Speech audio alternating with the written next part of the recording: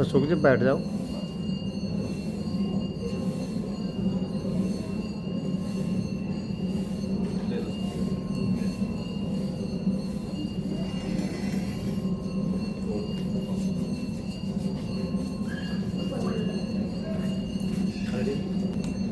हमारे बीच में आदरणीय श्याम गुप्ता जी हैं, जो दिल्ली एनसीआर के पत्र नियोग समिति के प्रभारी हैं और सहयोग शिक्षक के प्रभारी हैं। हम उनका छतरपुर जिले की तरफ से आप सबकी तरफ से स्वागत करते हैं।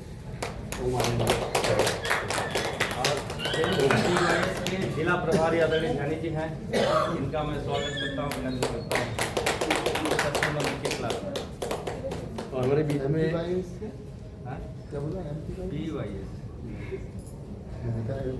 पतंजलि योग समिति, हमारे बीच में आदरणीय भाई MP सिंह जी हैं। आप भारत सम्मेलन की छतरपुर जिले के प्रभारी हैं, उनका मैं स्वागत करता हूँ। आज एक मिनट और टाइम सब लास्ट दिन क्या है? लास्ट। अच्छा ठीक, चलो ठीक है। पद्मासन, सुखासन, सिद्धासन करेंगे 3 बार ओम का उच्चारण। ओम को ओ और माँ 2 अक्षरों में करें। सांस पूरा भरें, मूलाधार चक्र में अपने मन को ले जाएं और ओ बोलते हुए कंठ तक आए। कंठ में आने के बाद मुंह बंद करें और नाक से माँ को गुनगुनाएं। ओ और माँ। ओ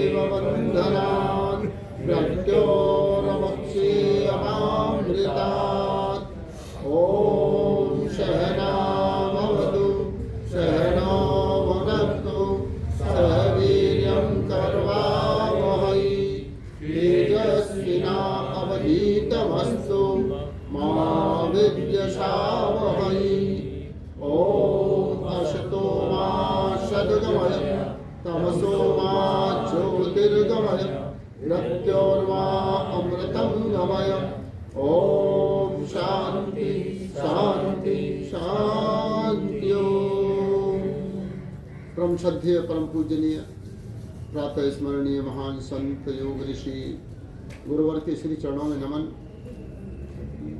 रोगियों के भगवान आयुर्वेद शिरोमणि श्रद्धेय आचार्य श्री को नमन प्रणाम।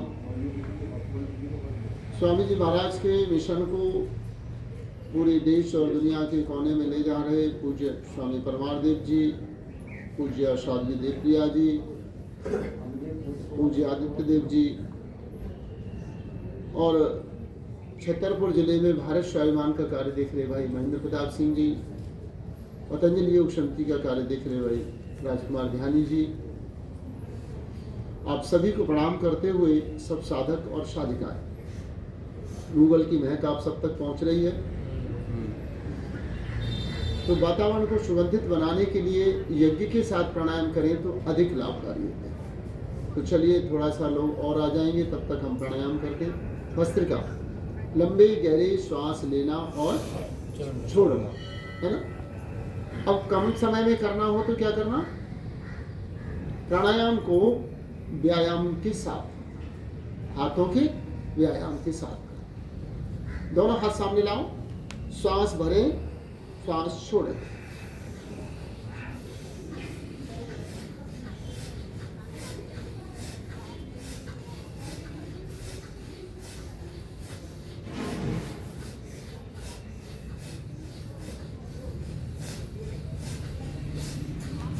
निकालते हो बॉडी मोड नहीं।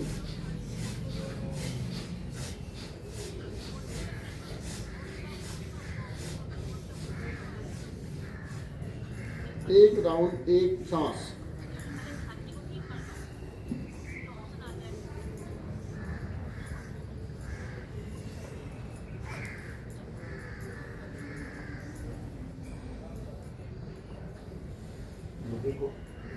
हाथ लॉक करो।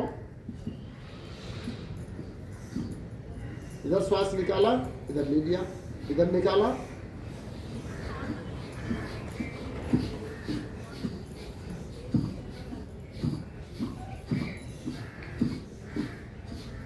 ये YouTube पर रिकॉर्डिंग सुनोगे तो श्वास की आवाज़ सुनाई देगी। जो चीज़ इसमें नहीं दिखाई दे रही वो आपको क्लियर वीडियो में बिल्कुल क्लियर सुनाई देती है। चलिए दोनों हाथ साइड में लाइए, सांस लेते हुए हाथ ऊपर,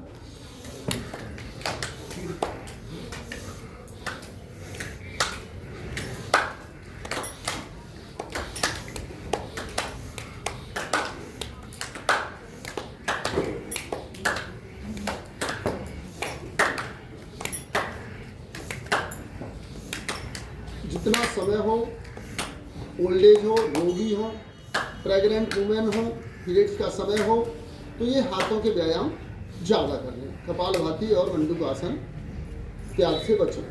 एक श्वास में एक राउंड, श्वास लेते हुए ऊपर, श्वास छोड़ते हुए नीचे।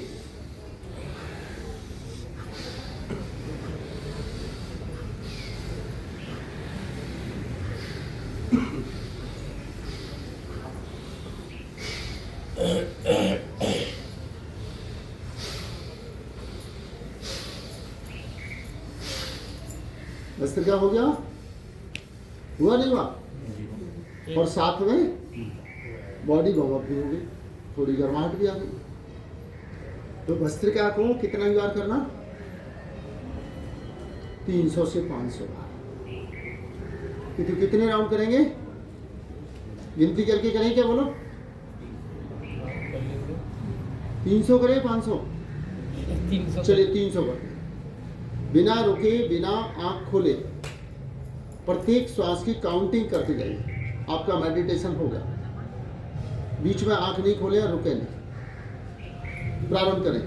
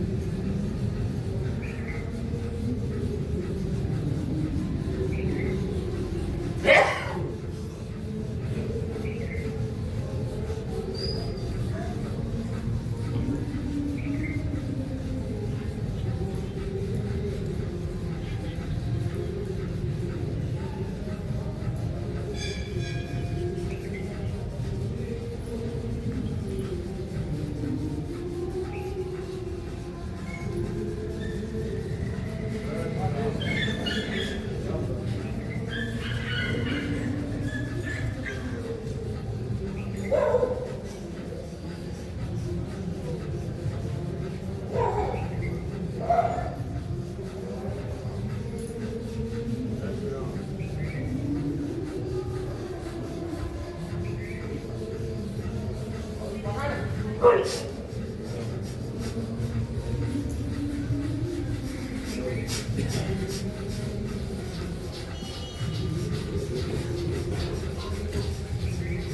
नहीं हुआ? हो गया। हो गया। ईमानदारी से जिन्होंने करा उनका हो गया, मेरा 400 हो गया। आपका 400 हो गया, हम लोग का 300 मेरा 400 हो गया तो आपका 300 तो हुई है। हो जाना चाहिए। पर कुछ लोग तो बीच में बैठ के देख रहे हैं। तो इस तरह रोज करेंगे तो अस्थमा, दमा, श्वास, खांसी, कौन कौन से रोग नहीं होंगे? अस्थमा, दमा, श्वास, खांसी और टीबी। अब इसमें और इसको साइंटिफिक ले जाएं तो हमारा शरीर 37 खरब सेल्स का समूह है। अब इस समूह में अलग अलग काम के अनुसार इन सेल्स ने, जैसे घर में अपना अपना काम बांट लेते हैं, वैसे काम बांट लिया तो काम बन के कुछ झुंड बने। उन झुंडों को हमने क्या नाम दिया? सिस्टम। कुछ सिस्टम बन गए। जैसे कुछ सेल्स इकट्ठे हुए, उन्होंने कहा भाई हम तो श्वास का काम देखेंगे, हमें और कोई टेंशन। तो उसको हमने क्या नाम दिया? Respiratory system. दूसरों ने कहा कि भाई हम तो सारे शरीर की सप्लाई की आपूर्ति करेंगे, घूम घूम कर देखेंगे कहीं कोई कमी तो नहीं है। तो वो बन गया रक्त संचार तंत्र, सर्कुलेटरी सिस्टम। और तीसरा, सारे शरीर की गतिविधियों पर पूरा ध्यान रखेंगे। दिमाग जो काम करेगा हम उसकी बात को सुनेंगे और आगे पहुंचाएंगे।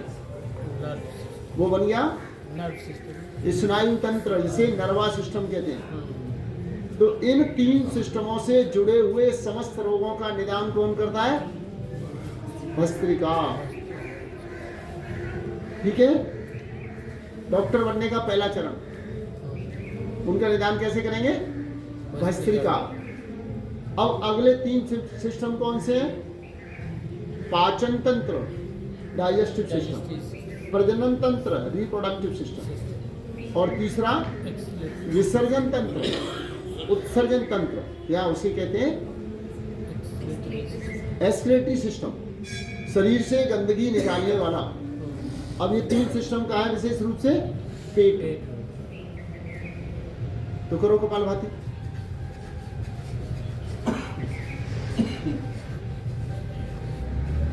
भस्त्रिका इस गूगल के धुआं के साथ जिसने कर लिया, एक बार अंदर तक गया तो पूरे फेफड़े साफ हो जाए। कहीं कुछ होगा तो सब निकल के बाहर।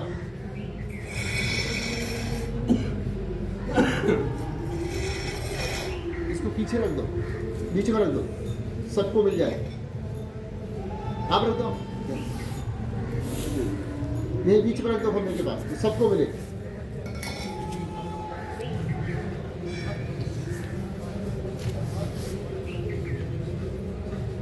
अब इसमें रेस्पिरेटरी सिस्टम के अंदर कौन कौन से अंग काम करते हैं? नोज, थ्रोट, ब्रोंकल ट्यूब और lungs. Right and left, right थोड़ा बड़ा, लेफ्ट थोड़ा छोटा। इधर हार्ड होता है ना, इसी लंग्स थोड़ा छोटा होता है। इनके अंदर छोटे छोटे पिन जैसे सुराख होते हैं। कपालभाति करते जाओ, जिन्हें हम क्या कहते हैं? प्रकोष्ठ। कोष छोटे छोटे छिद्र होते हैं। कितने होते हैं? 30 करोड़। कितने होते हैं? 30 करोड़। तो जब भस्त्रिका करते हैं तो सारे के सारे वो छिद्र खुल जाते हैं, कार्बन डाइऑक्साइड निकलता है, ऑक्सीजन ग्रहण करते हैं, तो फिर बाद में बिल्कुल आराम आराम से धीमी सांस लेते रहते हैं और काम चलता रहता है। अब इसके साथ हार्ड का लगभग वजन कितना? 310 से लेकर 350 तक। 4 कंपार्टमेंट, 2 ऊपर के, 2 नीचे के, 2 बाईं ओर और 2 दाईं ओर। 2 में बाईं ओर वालों में शुद्ध रक्त, दाईं ओर वालों में अशुद्ध रक्त। ऊपर से नीचे ब्लड आने के लिए दाईं ओर वाले में 3 वाल्व, बाईं ओर वाले में 2 वाल्व, त्रिकपाट, 2 कपाट, है ना। ऊपर वाले ग्राहक, नीचे के 6 पंख, ओरेकल और वेंट्रिकल। अब इसमें से जो महानाड़ी निकलती है, महाधमनी, उसमें से आगे शाखाएं, उसमें से 72 निकलती है और 72 की 100 होती जाती है, पूरे शरीर में फैल जाती है ना। नाड़ियाँ प्रमुख नाड़ियां कितनी? बात प्रमुख कही जाए तो 3, इड़ा, पिंगला, सुषुम्ना। अच्छा। फिर और प्रमुख में जाएंगे, आगे का विषय हठयोग, प्रदीपिका वगैरह का, तो 14 अच्छा। है ना।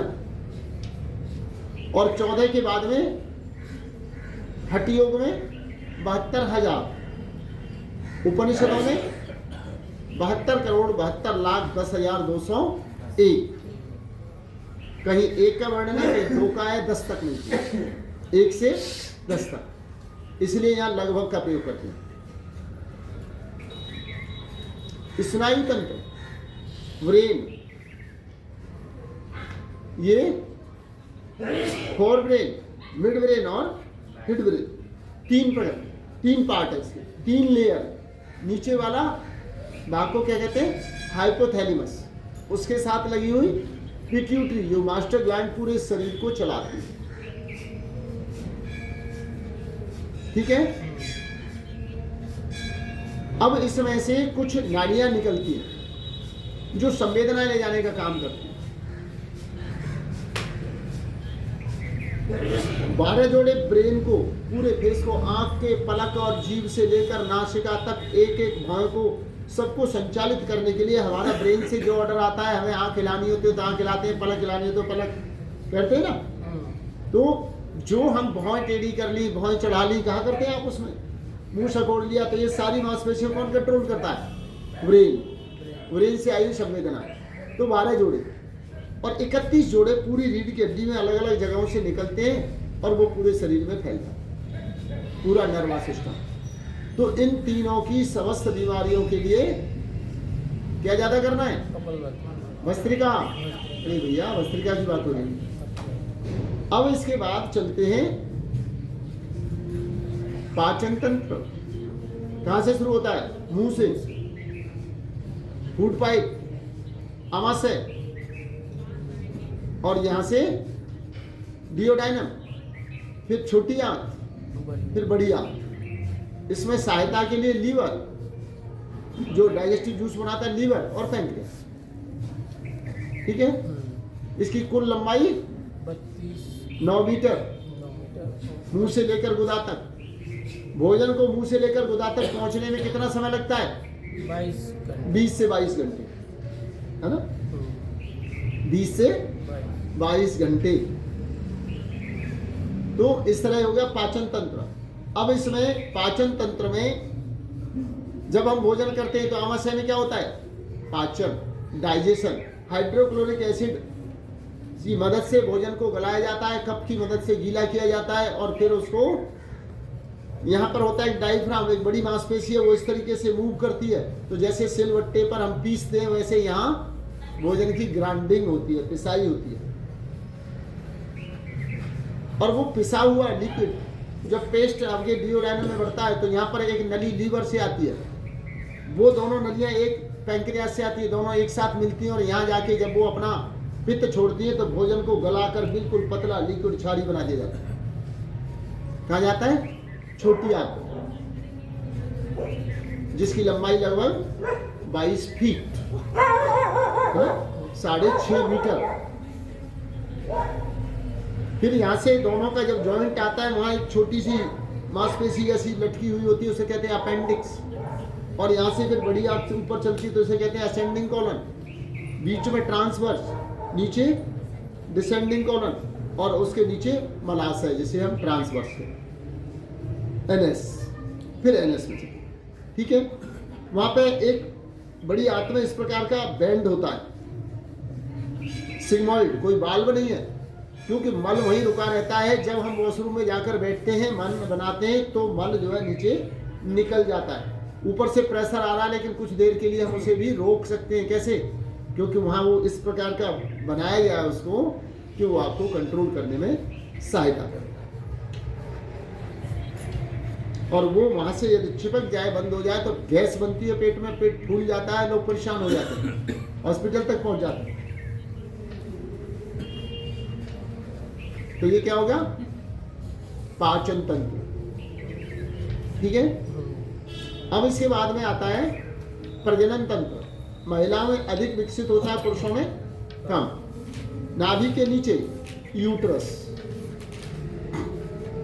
एक थैली के लीजिए, है ना, उसकी लगभग 7.5 सेंटीमीटर लंबा, 5 सेंटीमीटर चौड़ा, 2.5 सेंटीमीटर मोटी परसे बनता है और लगभग वजन 50 ग्राम। और आवश्यकता पड़ने पर जब माताएं गर्भाधान धारण करती हैं तो 300 बार वो अपने आप को बढ़ाने की पावर रखता है। जैसे जैसे जरूरत पड़ती है वो बढ़ता चला जाता है। आफ्टर डिलीवरी फिर अपनी शेप में धीरे धीरे आने लगता है। लगभग 1.25 महीने का समय लगता है, जो बहनों के लिए रेस्ट का और उसका समय जो कहा जाता है वो अपनी प्रॉपर शेप को करता है। अब यहाँ से 2 नलिकाएं निकलती हैं और वो नलिकाएं कहाँ जाकर मिलती हैं? डिम्ब ग्रंथियां, ओवरी, दोनों साइड में 2 बादाम की शेप की 2 ग्रंथियां होती हैं जिनका नाम है ओवरी, डिम्ब ग्रंथियां, और इन दोनों को जोड़ने वाली नली को कहते हैं फ्लोपियन ट्यूब। अब ये हो गया बहनों का गर्भाशय। पुरुषों में प्रोस्टेट बड़ी उम्र में जाकर 50 के बाद लोगों को तंग करना शुरू करती है, और टेस्टिस। तो ये जो है प्रजनन तंत्र। अब पाचन तंत्र और प्रजनन तंत्र के जितने भी रोग हैं उनके लिए क्या करना है? कपाल कहाँ काम कर रही है? पेट। अब विसर्जन तंत्र, उत्सर्जन वैसे तो पूरे शरीर में जगह जगह से होता है, लेकिन विशेष रूप से इसके 3 पार्ट माने गए। लंग्स जो कार्बन डाइऑक्साइड निकालते हैं, ये भस्त्रिका में आ गया। लेकिन जो किडनी यूरिन को फिल्टर करके, पानी को फिल्टर करके ब्लड में से, उसके साथ extra salt, potassium, uric acid, ammonia, जो भी विजातीय द्रव्य रक्त में है, भोजन की वजह से, किसी वजह से कोई रोग आ गए तो उन्हें निकालने का काम कौन करता है? किडनी। तो किडनी का है पेट में। अब भोजन करने के बाद सारे पोषक तत्वों को लेने के बाद, सोखने के बाद जो बचता है उसे क्या कहते हैं? कचरा, मलबा है, उसको निकालने का काम कौन करता है? बड़ी आंत, है ना, वो कहाँ है? पेट में। अब यहाँ जो पैंक्रियाज है वो 2 प्रकार के हार्मोन बनाती है, वैक्सीन बनाती है। एक है पाचन डाइजेस्टिव जूस और दूसरा है इंसुलिन। इंसुलिन का प्रोडक्ट करके और वो ब्लड में छोड़ती है, जिससे शुगर को कंट्रोल करती है। शुगर की नॉर्मल मात्रा 80 से नीचे ना जाए और 120 से ऊपर ना जाए तो वो पूर्ण स्वस्थ। ऊपर जाने लगा तो शुगर का रोग हो गया, नीचे जाने लगा वो भी शुगर का रोग हो गया। ये हाइपर और हाइपो दोनों प्रकार के होता है। आपने सुना होगा जो डॉक्टर शुगर के रोगियों को कहते हैं हर 2 घंटे के बाद कुछ खा लिया करो, कुछ बिस्किट ले लो, फल ले लो। क्यों कहते हैं? क्योंकि उनका शुगर भोजन के बाद तेजी से बढ़ता है, तो भूखे रहने पर तेजी से घटता भी है, और घटा हुआ शुगर भी खतरनाक होता है। ना गुड़िया, आप लोगों ने किताबें थोड़ी खोली है, नहीं खोली? खोला तो है। पीछे कह रहे थे कि जिन्होंने किताब नहीं ली तो भैया वीडियो सुन लिया करो। आचार्य श्याम गुप्ता योगाचार्य के नाम से मेरा एक यूट्यूब चैनल है, जिस पर इसको डाल देंगे आज की क्लास को भी, तो उनको बार बार सुन के, और पिछले शिविरों की क्लासें भी उसमें पड़ी हुई हैं, जो पिछले हमने पुष्प विहार में किया था उसकी भी है, दूसरे क्षेत्रों की भी है। कपालभाति तो इनको इस तरीके से हमें तैयारी करनी। अब पाचन तंत्र के रोग क्या है? Indigestion, acidity, gastric, constipation. फिर उसे बढ़ने पर बवासीर, भगंदर। इनके लिए कपालभाति। अब पाचन तंत्र के बाद में कौन से रोग हैं? क्या है? प्रजनन तंत्र। इसके क्या रोग हैं? बहनों का सबसे पहले प्रारंभिक रोग है पेनफुल पीरियड्स, अधिकांश बच्चियों में होता है, उसकी दवा कपालभाति। उसके बाद में मासिक चक्र की अनियमितता, समय पर न होना, फिर उसमें आजकल मोबाइल इत्यादि के प्रयोग और वातावरण के दूषित होने से लिकोरिया, व्हाइट और रेड व्हाइट डिस्चार्ज, भयंकर रोगों में इनफर्टिलिटी, गर्भाधान न होना और गर्भाधान को संभाल न पाना, ये सब किसके रोग हैं? गर्भाशय, यूट्रस के रोग, प्रजनन तंत्र के रोग, है ना। ओवम का निर्माण न होना, डिंब ग्रंथि में अंडा नहीं बनना। तो इस प्रकार के इन सब रोगों में क्या करना? कपालभाति खूब करना। लाइट चली गई है कि महेंद्र जी? कोई बात नहीं। तो ये आपने कितने सिस्टम हो गए आपके? सिस्टम तो इधर 6 हो गए। 6 हो गए। अब इसमें 7वां सिस्टम है एंडोक्राइन ग्लैंड्स। इसमें पिट्यूटरी और पीनियल इसके कार्य क्षेत्र में आ गई। भस्त्रिका, थायराइड, पैराथायराइड किसके कार्य क्षेत्र में आएगी? कपालभाति और उज्जयी, है ना। लीवर, लीवर के नीचे gall bladder, pancreas, adrenal, uterus, ovary, ये सब किसके कार्य क्षेत्र में आ गए? कपालभाति। कपाल, ठीक है। एंडोक्राइन ग्लैंड्स हो गया। अब कितने सिस्टम बचे हमारे? 2। कौन कौन से? स्केलेटल और स्केलेटल है और मस्कुलर, मस्कुलर है ना। अब भस्त्रिका की सहायता के लिए इन तीनों सिस्टमों के लिए विशेष सहयोगी प्राणायाम कौन कौन से? अनुलोम विलोम, ब्राह्मणी उद्गी तर्पणक। कपालभाति की सहायता के लिए बाह्य प्राणायाम और अग्निशाप। रोग वही रहेंगे, सिस्टम वही रहेंगे, लेकिन उसको और अधिक लाभ के लिए तो चलो बाह्य प्राणायाम करो। सांस को बाहर निकाल के खाली पेट को अंदर दबाओ।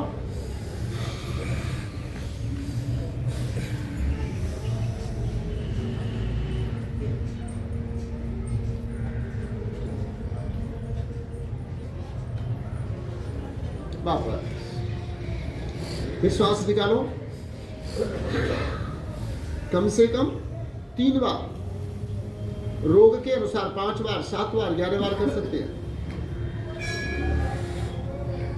अभी वायु प्राणायाम पहले अग्निसार बाद में करेंगे, पहले वायु प्राणायाम कम से कम 3 बार। वापस, इसको वायु कुंभक भी कहते हैं। लंबा श्वास भरें और बाहर निकालें।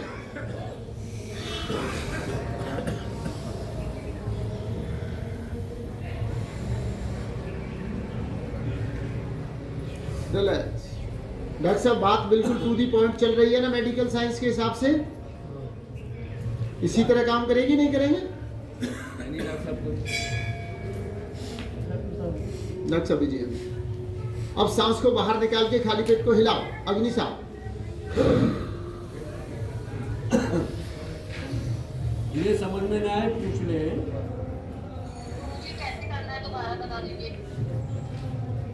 मेरी क्लासों में दोबारा पूछने के लिए कॉलम में छोड़ता नहीं हूँ, और यदि पूछने वाले होंगे तो विषय वहीं का वहीं अटक जाएगा, फिर आगे हम चल नहीं पाएंगे।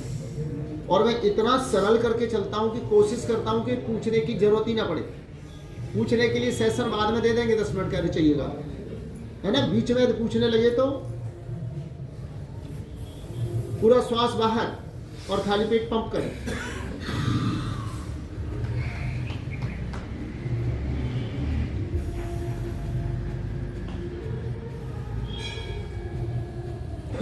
अब योग की सामान्य बात करें तो क्या है? स्वस्थ रहने के लिए 3 काम आने चाहिए, करने चाहिए। कौन कौन से? खिलाना, हिलाना और मस्त रहना। जिसको 3 काम आ गए वो योगी बन गया। खिलाना, हिलाना और मस्त रहना। तो हिलाना हम सिखा रहे हैं और खाने के बारे में बता रहे हैं। पिछली बार सेशन में बताया था ना, फिर संडे को आए थे तो जिनको खाना आ गया, हितबुक मितबुक रितबुक जो व्यक्ति हो गया, और हिलाना यहाँ हम पूरा योग जोगिंग सूर्य नमस्कार कपालभाति से लेकर सब क्या सिखा रहे हैं? हिलाना। और इसके बाद अब तीसरा काम क्या है? मस्त रहना, उसके लिए भ्रामर गीत और प्रणव करो, ध्यान करो भगवान पर। क्या करना होता मस्त रहने के लिए, बोलो? भगवान पर विश्वास करना। जिस व्यक्ति को ईश्वर की शक्ति, ईश्वर की व्यवस्था और ईश्वर पर यह विश्वास है कि वो कभी गलत नहीं करता, वही होता है जो वो चाहता है, तो फिर वो व्यक्ति न कभी सुखी होता है न दुखी होता है, मस्त रहता है, क्योंकि वो व्यवस्था कर रहा है। जिसको ये लगता है कि वो गलत कर रहा है, मैं ठीक कर लूंगा, वो परेशान रहता है। बात ठीक है ना बाबूजी? जिसको लगता है कि मैं ठीक कर लूंगा, वो परेशान रहता है। वो तो परेशान रहेगा। लेकिन जिसको लगता है कि वो कर रहा है, तो फिर चिंता किस बात की? घर में पिताजी हैं और सब काम देख रहे हैं, तो फिर चिंता किस बात की? कोई परेशानी आती है तो पिता कहता है कि तेरा बाप अभी जिंदा है, क्यों चिंता कर रहा है? मैं बैठा हूं, कोई प्रॉब्लम है तो मैं देख लूंगा। तो हमारा वो परमपिता बैठा है, कोई प्रॉब्लम आएगी तो वो देख लेगा। जो व्यक्ति इस प्रकार सोचता है वो दुखी नहीं होता है। तो इसके लिए क्या क्या योगी बनने के लिए 3 कार्य कौन कौन से? खिलाना, हिलाना और मस्त रहना। 3 काम। खिलाने में हितमुख, मितमुख, रितमुख, ठीक है। भोजन के उपरांत पानी नहीं पीना। पानी कैसे पीना? अजीर्णे भेषजम वारी जीर्णे वारी बलप्रदम भोजने च अमृतम वारी भोजनांते विस्प्रदम। यानी भोजन पचने के 1 से 2 घंटे बाद पानी पीना बलवर्धक। पेट गड़बड़ हो, खराब हो, इंडाइजेशन हो, अजीर्ण, इसे कहते भूख नहीं लगती, तो पानी के सहारे व्रत किए जाए। आजकल नवरात्र चल रहे हैं, तो पानी के सहारे व्रत कैसे करोगे? सवेरे सवेरे खीरा, करेला, ककड़ी इत्यादि का जूस निकाल लो, सवेरे पी लो। दोपहर में नारियल पानी ले लो, है ना। और शाम को लौकी का सूप बना लो। तो ये क्या हो गया आपका? Liquid water. कैसा पानी कहेंगे इसे? ऑर्गेनिक वाटर है, तो वाटर ही ना, लेकिन ये एनर्जी से भरा हुआ है, कैलोरी से भरा हुआ है। और इस पर फास्ट कर लीजिए 9 दिन, शरीर में कोई रोग रह ही नहीं सकता। सवेरे सब्जियों का जूस, दोपहर में नारियल पानी और रात्रि को लौकी का सूप, है ना। कोई बीमारी नहीं रहेगी। तो इस तरह ये हो गया हितमुख, मितमुख, ऋतमुख। और अब आया जल का सेवन। भोजने च अमृतम वारी। भोजन में जल क्या है? अमृत। तो भोजन में जल का मतलब बहुत सारे समझते हैं कि 2 रोटी खा ली, फिर पानी पी लिया, फिर रोटी खा ली। वो नहीं है भोजन के बीच में जल। वो जल है दोपहर के भोजन के साथ 1 बड़ा गिलास छाछ हो, और उसमें थोड़ा काला नमक और जीरा और हो, हींग का तड़का लगा हो, एकदम मजा भी आ जाए और अंदर से अपने सिस्टम को भी मजा आ जाए, पचाने में सहज हो जाए। इसी तरह पतली दाल जिसमें खूब रसा हो, ये भोजन के साथ खाओ, कभी बीमार नहीं। भोजने च अमृतम वाली। ये भोजन में जल क्या है? अमृत है। मसाले हल्के रखो तो अलग से पानी पीने की जरूरत ही नहीं पड़ेगी। बीच में पानी क्यों पीना पड़ता है? लग जाता है, मिर्ची तीखा खाता है ना। अब उसके बाद में क्या आया? भोजनांते विस्प्रदम। और भोजन के तुरंत बाद यदि जल पिया तो विष बढ़ाए। ठीक है सर? तो ये हो गया। अब स्वस्थ रहने के लिए, सुखी जीवन के लिए, बल बढ़ाने के लिए महर्षि चरक ने 3 सिद्धांत बताए। 3 चीजों को ठीक कर लो। क्या क्या है? आहार, निद्रा, ब्रह्मचर्य, स्मृति। स्वस्थ होने के लिए क्या क्या ठीक करना है?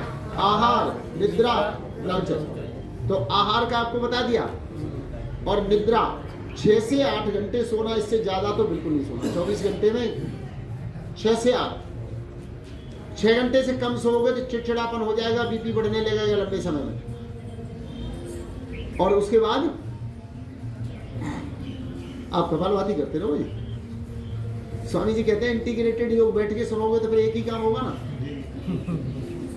पेट को हिलाते रहो, सुनते रहो। तो आहार, निद्रा, ब्रह्मचर्य, और तीसरा क्या है? जिसे हम कहते हैं संयम पूर्ण जीवन। ये किसने कहा? महर्षि चरक ने। और स्वामी जी महाराज ने इसको थोड़ा सा ऑपरेट कर दिया। आहार, निद्रा, संयम और श्रम। स्वामी रामदेव जी महाराज ने इसको कर दिया 4। ब्रह्मचर्य किस में आ गया? संयम में। तो संयम पूर्ण जीवन, संयम में क्या आ गया? भोजन का संयम, भाषा का संयम, कम बोलना, संतुलित बोलना, सात्विक शब्द बोलना, है ना, समय पर सोना, समय पर उठना, ये सब क्या है? संयम। पूरी निश्चिंत होकर नींद लेना, उतना ही काम करना जितना शरीर अलाउ करे, है ना। कोई बूढ़ा व्यक्ति या सतीश के साथ दंड लगा ले, क्या होगा? शरीर दुखेगा। कमर दर्द वाला व्यक्ति कोई बैठक लगा ले, बढ़ जाएगा, है ना। योग मुद्रा आगे झुक के करते हैं, सर्वाइकल वाला व्यक्ति योग मुद्रा करे तो क्या होगा? तो ये सब किस में आएगा? संयम। संयम पूर्ण जीवन। और श्रम, बिना परिश्रम के ना तो जीवन खुशहाल होगा और ना ही स्वस्थ होगा। अपने व्यापार में, व्यवसाय में, उसमें श्रम करें और योग में श्रम करें। जिस कार्य में आप लग जाए तो दूसरे लोग देखें कि देखो काम ऐसे होना चाहिए, कार्य की शुचिता भी हो और कार्य में गति भी हो। इसे भगवान कृष्ण ने क्या नाम दिया? योगः कर्मसु कौशलम। यानी 50वां सूत्र दूसरे अध्याय का, बुद्धि युक्तो जहाति उभे सुकृत दुष्कृते तस्मात् योगाय युज्यस्व योगः कर्मसु कौशलम। तो इसको स्वामी जी महाराज ने क्या नाम दे दिया? संयम और श्रम। श्रम ऐसे करो कि पसीना बहा दो, और विश्राम ऐसे करो कि शरीर रिलैक्स हो जाए। तो क्या क्या आज बात ने? हितमुख, मितमुख, ऋतमुख, आहार, निद्रा, ब्रह्मचर्य, संयम और श्रम। ठीक है। तो ये तीन चीजें, खिलाना, हिलाना और मस्त रहना, ये तीन चीजें याद कर लो, थोड़ी सी लिख लो कहीं, है ना। तो ये याद हो गई तो जीवन योगी बन जाएगा, एक योगी प्राप्त हो जाएगा। योगी का मतलब रोगी और पतला दुबला कमजोर बिल्कुल भी नहीं है। योगी का मतलब तो ऐसा कि जिसका कलाई पकड़ ली तो छुड़ा ना पाए, चाहे पहलवानी क्यों ना हो, है ना। शरीर कैसा हो? वेद ने कहा अस्मा भवति नस्तनु, हमारे शरीर वज्र की भांति कठोर हो। और शरीर वज्र की भांति कठोर होगा तो हम कौन कहलाएंगे? बजरंगबली के उपासक। शरीर छुई मुई की तरह पूजा कर रहे बजरंगबली की, है ना। पूजा करते बजरंगबली की, शरीर छुई मुई की तरह। नेक थोड़ी सी धूप लग गई तो एलर्जी हो गई, है? सर दर्द हो गया, थोड़ा सा वहां धूल में निकल गए थे ना, वहां धूल उड़ रही थी। अरे भैया क्यों नाजुक बना लिया अपने शरीर को? इसको अस्मा भवति नस्तन, पूरा एकदम। हमारे योद्धाओं के प्राचीन युद्धों के वर्णन पढ़ लो तो तोप के गोले गिर रहे हैं, कितनी बारूद का धुआं होता होगा, है? घोड़े दौड़ रहे हैं, कच्ची जमीन पर रेत कितना उड़ता होगा, है? और उसमें दिनों रात कैसे शक्तिशाली शरीर थे, कैसे बनते थे? योग से। तो चलो ये आपके 6 सिस्टम पर हमने चर्चा, 7 सिस्टम पर चर्चा कर ली। अब मस्कुलर और स्केलेटल तो हाथों के लिए हमने कर लिए, अब पैरों का नंबर आ गया। चलो पैरों को भी कर लें। स्केलेटल और मस्कुलर। स्केलेटल में क्या होता है? हड्डियां और जॉइंट। अब जॉइंटों को यूज करें। इसको वस्त्रिका पूर्वक करना तो सांस लेके आगे खींचो, पैर सांस छोड़ो, फिर सांस लेके अपनी ओर खींचो, रोको, होल्ड करो, घुटने जमीन से मिलाओ। घुटनों के दर्द वाले से ठीक से करेंगे तो तुरंत आराम मिलेगा, एक ही दिन में आराम मिलता है। वापस सांस निकालो और फिर सांस लेके खींचो, फिर अपनी ओर सांस अंदर, घुटने नीचे, दबाओ दबाओ नीचे, पूरा जोर लगा के, वापस फिर सांस लेके आगे, भस्त्रिका हो रहा है ना? वापस फिर सांस लेके आगे, अब इनको घुमा दो। योग एक साइंटिफिक, एक विज्ञान है, कोई तुक्केबाजी नहीं है, कोई अंधविश्वास नहीं है, विज्ञान है। हमारी क्लासों में एमबीबीएस वाले भी आ जाते हैं, आयुर्वेदाचार्य तो बहुत सारे रहे। तो हमारे बोलने का जो ढंग हो वो साइंटिफिक हो सकता है कि भाई हमें अंग्रेजी नहीं आती, शब्दों के प्रोनाउंसिएशन में कुछ फर्क हो, लेकिन गलत गाइडेंस ना। बहुत सारे ऐसी बेटियां बैठे होते हैं, बच्चे तो ठीक कराते हैं, गुरु जी आप ये थोड़ा सा ठीक नहीं बोलते, चल तू ठीक करा दे, क्योंकि हम तो अंग्रेजी पढ़े लिखे हैं नहीं। क्यों? सीखने की गुंजाइश हमेशा बनी रहे, कभी भी सही चीज पर, गलत बात पर बहस नहीं करना। यदि आपका प्रोनाउंसिएशन ठीक नहीं है, किसी शब्द को आप सुचिता पूर्वक नहीं बोल रहे, तो यदि कोई बच्चा आपको ठीक कराता है तो सहजता से स्वीकार भी होनी चाहिए। हिला तो ये स्केलेटल सिस्टम का पार्ट है। स्केलेटल सिस्टम के साथ क्या है? Muscular system. हड्डियों का जो कंकाल तंत्र बना है उसमें मांसपेशियां ना हो तो कैसा लगेगा, आपको देखा ही होगा। तो उसे एक सौंदर्य देने के लिए, उनको कवर करने के लिए, और मांसपेशियों का एक बड़ा कार्य होता है। क्या कार्य होता है? कि जो जॉइंट है वो अपनी जगह से हिले नहीं, जॉइंट को बांध के रखती है। जॉइंट के ऊपर एक अलग प्रकार की मांसपेशी होती है, ऐसे जैसे स्वाफा बांधते हैं ना, ऐसे एक इधर चलती है, एक उसके ऊपर इधर चलती है, लेयर होती है। उनको क्या कहते हैं? लीगामेंट। लीगामेंट कहते हैं। लीगामेंट फट गया ये घुटने में, इसलिए दर्द, समय लगेगा लीगामेंट ठीक होने, है ना, धीरे धीरे रिकवर होगा। तो चलो अब थोड़ा सा अपनी कमर को भी हिला देते हैं, बीच के पार्ट को क्यों छोड़ें। पहले घुटने को, ये आपके जो हिप का जॉइंट है, नीचे जमीन से ऊपर चेस्ट के साथ, नीचे ऊपर नीचे ऊपर। जिन्हें जो ज्यादा जरूरत हो तो दोनों हाथों का सहारा लो। जिन्होंने खिला पिला के मोटा किया है, जाम हो रहा है, तो नीचे दबाओ, ऊपर, और नहीं तो अपने आप चलता, इसकी जरूरत ही नहीं। हिलाना, खिलाना और मस्त रहना। अब इसको हिलाओ, जैसे बच्चे को गोद में लेके झुलाते हैं, और जब बच्चा गोद में होता है तो चेहरा कैसा होता है? मुस्कुराता हुआ, खिलखिलाता हुआ, आनंद लेता हुआ, प्रसन्न चित्त, है ना, मस्ती में। और बच्चे को फिर प्यार करते तो कैसे करते हैं? बिल्कुल कान से लगा देते हैं पैर को। बच्चे को ऐसे उठा के लगा के प्यार करते हैं। और दूसरी तरफ से करो। खेल खेल में योग करोगे तो अधिक आनंद आएगा, बोरियत नहीं होगी, है ना।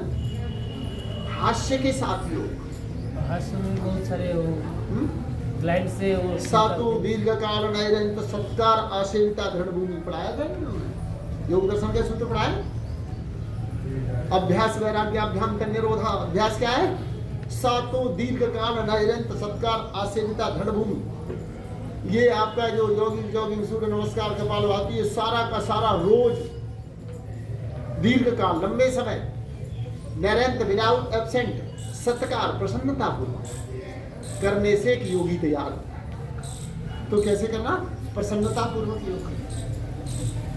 सातो दीर्घ काल नैरंत सत्कार आसेविता दृढ़ भूमि। दृष्टवानुसर्वे के विषय वितरण से वशीकार संज्ञा वैराग्य। जो देखा और सुना उसे भूल जाओ। क्या है? वैराग्य। जो हो रहा है उसमें आनंद लो।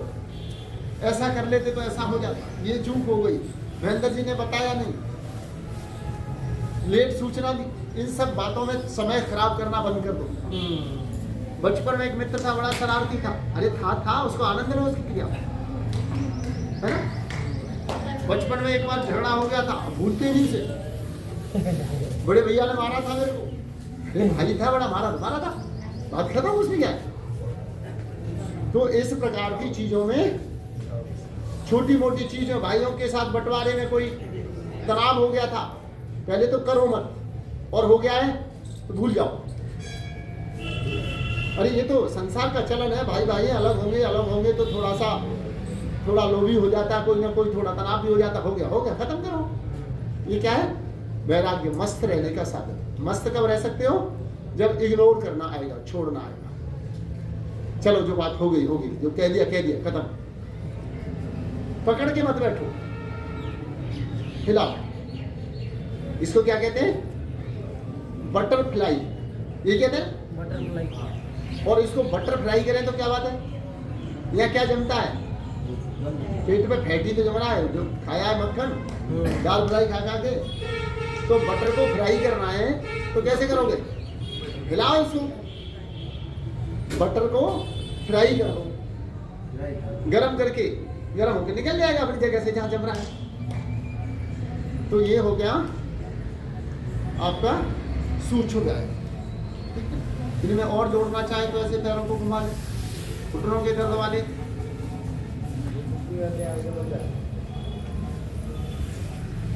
ऊपर नीचे दाएं बाएं पूरे राउंडिंग करें। तो ये हो गया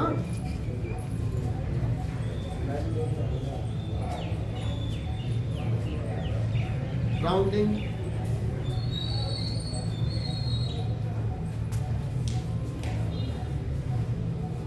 बस। तो योगी जॉगिंग छोड़ दे? नहीं छोड़ेंगे, छोड़ देते हैं, रोज करते हैं, आज छोड़ देते हैं। तो अब जो करते हैं हम, इस कमर को पतला सुंदर बना रहे हैं। तो पतली कमर, चमकता हुआ चेहरा, स्लिम ट्रिम बॉडी सबको अच्छी लगती नहीं लगती? जिनकी कमर का कमरा बन जाता है वो भी चाहते कमर थोड़ी पतली हो, है ना? तो देखने में भी अच्छी लगती है और खुद को भी अच्छी लगती है। तो उसके लिए क्या करें? थोड़ा कटी सौंदर्य, कटी चक्रासन। कैसे करना? खोलो पैर, मैक्सिमम पैर को। अब अपोजिट हाथ से पैर छूना, और जब पैर छुएंगे तो हाथ पीछे जाएगा, और जो हाथ पीछे जा रहा है उसे देखना।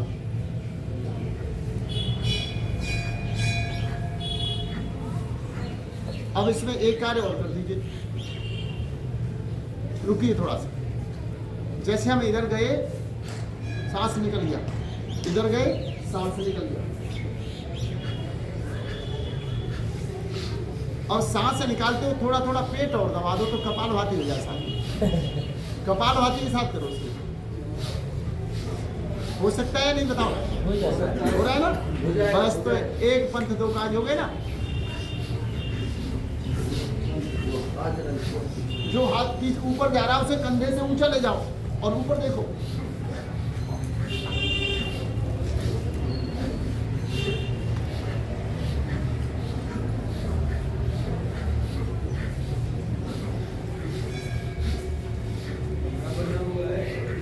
करते जाओ।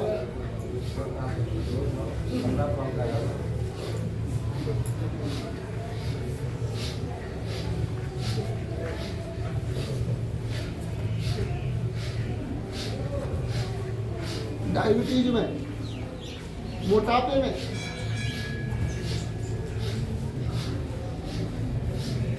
कमरा घूम रहा है ना सबका, कर रहे हैं तो हाँ। वापस थोड़ा सा विश्राम कर लो। कुछ आनंद से आया? तो इस तरह कमर को पतला करना, पेट पे फैट ना जमने देना, स्वस्थ रहना, मस्त रहना। स्वस्थ रहना हमारा जन्म सिद्ध अधिकार है या नहीं है? बताओ। जन्म सिद्ध अधिकार है। तो फिर बीमार क्यों होते हो? और जिम्मेदारी भी। स्वस्थ रहना हमारी जिम्मेदारी है। तो अपनी जिम्मेदारियों को भूलने वाला कौन होता है? रोगी, बीमार। तो रोगी होना चाहिए क्या? आवात वाई भेषजम देवात वाई यद रूपम तुमहि विश्व भेषजम देवा नाम दूत। ये से ईश्वर की पूजा। आने वाला श्वास क्या है? औषधि। श्वास अंदर न जाए तो राम नाम सत्य बोलना पड़े, ऐसा। तो आने वाला श्वास कैसा? जो बाहर निकलता है। स्वस्थ व्यक्ति के में कार्बन डाइऑक्साइड होता है जो सिर्फ पौधों के लिए उपयोगी होता है। तो कार्बन डाइऑक्साइड की जरूरत है वायुमंडल कंटेन में, जरूरत है। एयर कंटेन का एक पार्ट है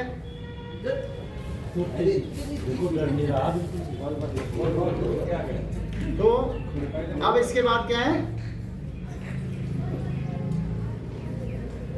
बात इधर उधर हो जाती है ना, थोड़ा सा ध्यान चुका। अवातवायु भेषजम विवातवायु यद्रूपम, आने वाला श्वास कैसा है, जैसे हम हैं।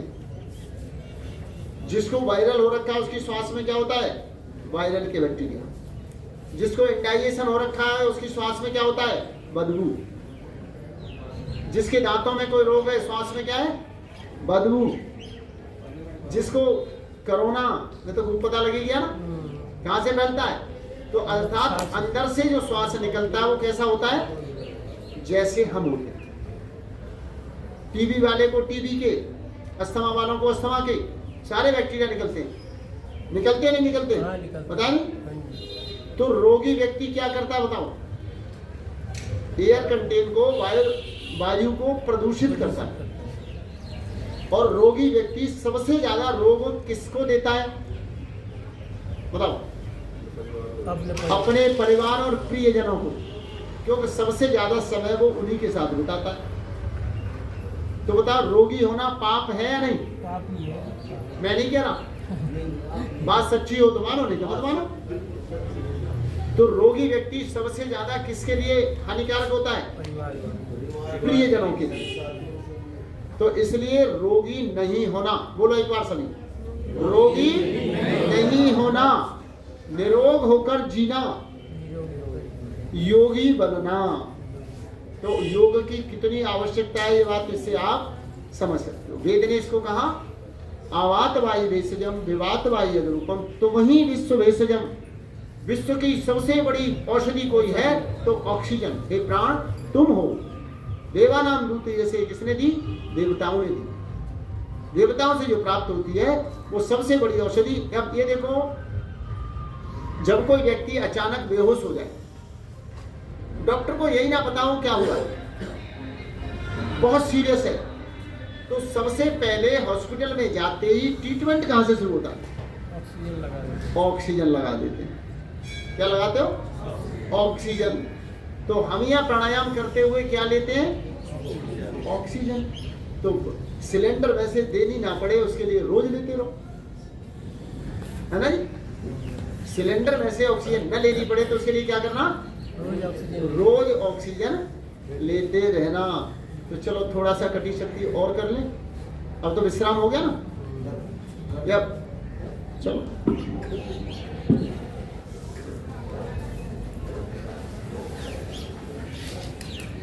मस्ती में गर्दन को घुमाते हुए, हिलाते हुए,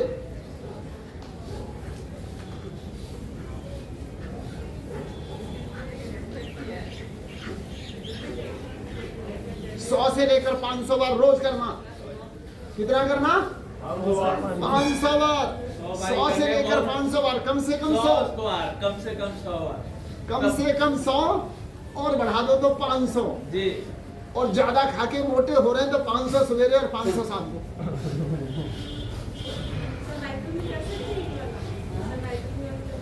अरे सर्वाइकल के लिए तो दवा है, पीछे ऊपर जो हाथ के ऊपर ले जाओ उसे देखो, ट्रीटमेंट है सर्वाइकल का। घुमाओ घुमाओ। ये जो हाथों की एक्सरसाइज मैंने पहले कराई प्रारंभ में, सर्वाइकल रह ही नहीं सकता। जो फ्रोजन शोल्डर, जिनका कंधा जाम हो जाता है, ऊपर नहीं उठता, वो ये घुमाओ, वो तो 8 दिन में ठीक सर्वाइकल। हाँ, ये है एक तरीका, हाथ को ऐसे खींच के और ये घुमाना है, खींच के टाइट करके, कौन सीधी पूरा घुमा, डर रही है और घुमा, देख मेरी तरफ देख, घुमा इसको, अब दूसरी तरफ घुमाओ, पूरा खींच घुमा। बहनों की एक सबसे बड़ी प्यारी मांसपेशी होती है, उसको भी इसी से लाभ होता है। अधिकांश बहनें, मैं तो कहता हूँ 100% ही, जब भी सूट पहन के शीशे के सामने आती है तो इसे जरूर देखती है ना। और फिर जितनी मोटी मोटी है वो क्या बोलती हैं, मोटी तो नहीं हो, बस ये थोड़ा सा न कम हो जाता। सबसे ज्यादा ब्लाउज टाइट ही यहीं से होते हैं, उन्हें ढीले करवाओ, टाइट करवाओ, ढीले करवाओ, टाइट करवाओ। तो इन सब के लिए क्या करो, योग करते रहो। जो हाथ पीछे जा रहा है उसे गर्दन से ऊपर उठाओ, कंधे से ऊपर ले जाओ और पीछे देखो।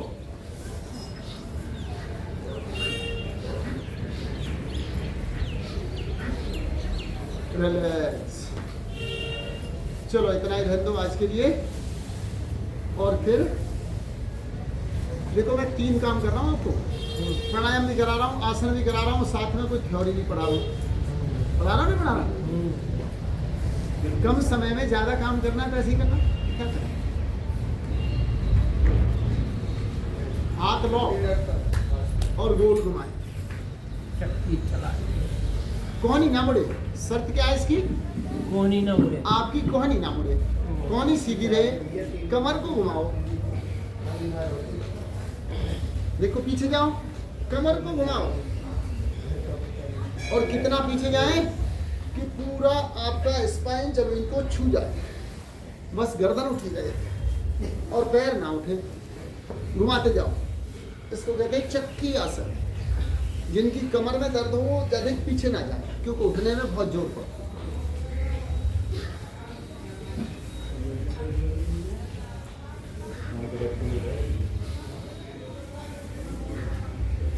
सर्वाइकल तो कोई बीमारी नहीं है।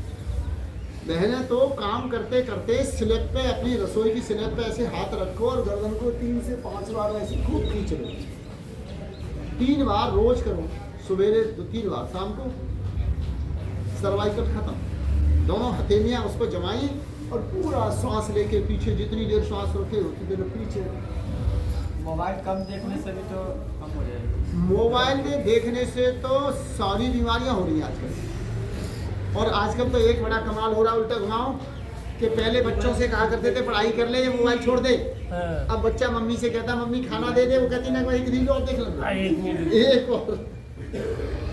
अब तो मम्मियाँ भी, बच्चे कहते हमें टोकती रहती थी, अब खुद लगी रहती है, तो कहती है हमें पढ़ाई करनी है, हमें कोई पढ़ाई थोड़ी करनी है, तो क्या रील देखनी है। और देखती भी क्या है खाना बनाने के लिए, फिर वो बनाती भी नहीं है। अरे माताएं तो बताए आजकल क्या करती हैं, रोटी जल्दी खा लो, नहीं मेरा सीरियल शुरू होगा, हाँ, फिर नहीं दूंगी आधे घंटे, 1 घंटे तो सीरियल आएंगे मेरे तो। सीरियल के चक्कर में तो खाना लेट कर देती, ठंडा खाना खिलाती, बना के रख देती हूँ, घुमा उल्टा। अब थोड़ा सीरियल छूटा है तो मोबाइल शुरू हो गया। वो एक ही बात है, सीरियल से आधा घंटे में छुट्टी मिल जाती, मोबाइल से तो मिलती नहीं, वो रील खत्म होती नहीं।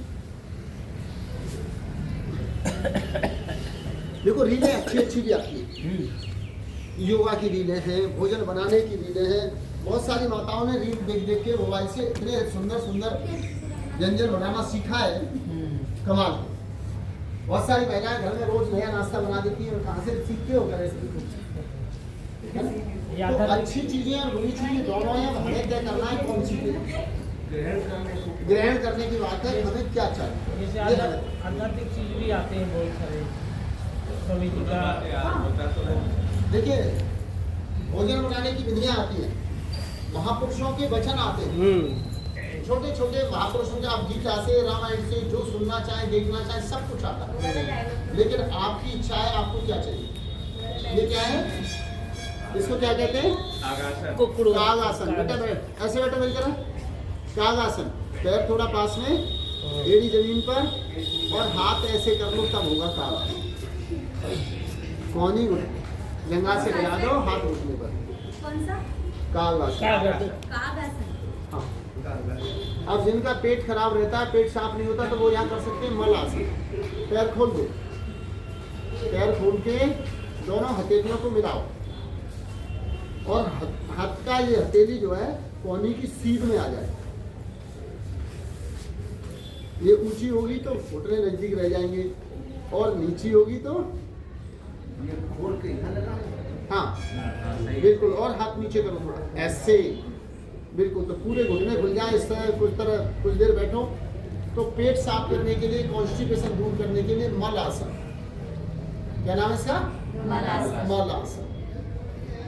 जिन्हें किसी भी प्रकार के गुप्त रोग, यौनी रोग, चाहे बहनों के हो या भाइयों के, इसको थोड़ा चला दो।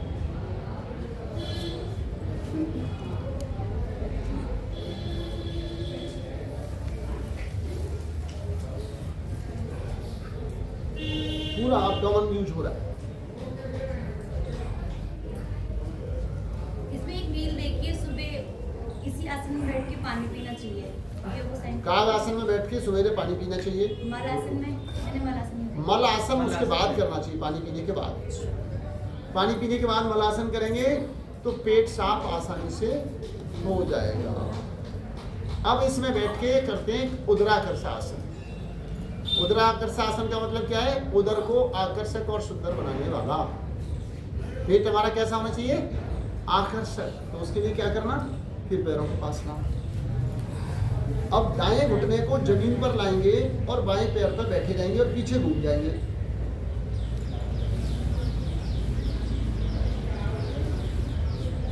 बाएं घुटने से पेट दबाएंगे, वापस। अब दाएं घुटने से पेट दबाएंगे और घूम जाएंगे।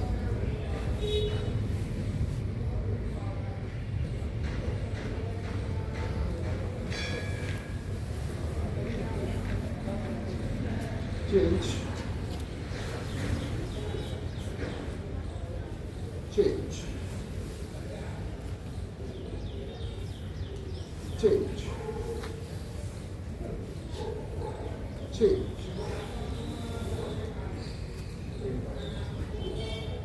जो घुटना ऊपर है उसे हथेली से पेट की ओर दबाएंगे और दूसरे को नीचे लाएंगे। यह उदराकर्ष आसन शंख प्रक्षालन के 5 आसनों में सबसे 5वां। नहीं, बिल्कुल इसको कहते हैं उदराकर्ष आसन। उदर को आकर्षक और सुंदर बनाने वाला। अब किसी को हो नहीं, मोटे मोटे हो, इनको बैठा ही नहीं जा रहा, तो उनका क्या करें? उनको कहो भाई ऐसे बैठ जाओ जमीन पर। दोनों हथेली जमीन पर रख लो, पीछे हिप्स जमीन पर, पैर खोल दो, पैर खोलो ज्यादा से ज्यादा। अब देख के घुटने को नीचे लाओ। सभी प्रकार के एब्डोमेन के रोग, कॉन्स्टिपेशन, हिप्स, एब्डोमेन, इसमें और ज़्यादा नहीं हिप्स को एकदम सुंदर बनाना है। लेकिन देखिए इसमें एक और क्या है, थोड़ा सा आप देखो, ऐसे कर लीजिए, एकदम सरल हो गया, कोई लाभ ही नहीं मिलेगा, क्योंकि कहीं खिंचाव नहीं आएगा तो लाभ कहाँ से मिलेगा? अब लाभ लेना है तो क्या करना है कि इसको यही रोक के रखना, इसको डाउन करना, और इसको रोकना और दूसरे को डाउन करना है। करके देखो, अंतर आता है, आया ना? रोक के रखने में खिंचाव आएगा। ये हिप्स में, थाइज में, इनर थाई, अपर थाई, हिप्स, एब्डोमेन, ये सारा ठीक है ना? अब थोड़ा सा हमने दूसरे को ढीला छोड़ दिया तो फिर हमारा एब्डोमेन फ्री हो गया।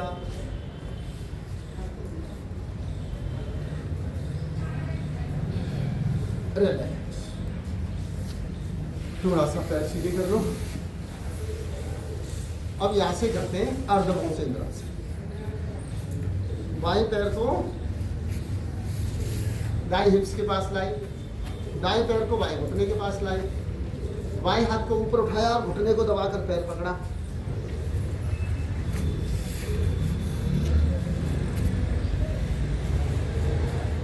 घुटने को, हाँ ठीक है, पैर ठीक, पैर को थोड़ा आगे बढ़ा दो। हाँ, अपने आप पैर को एडजस्ट करो जो पकड़ में आ जाए।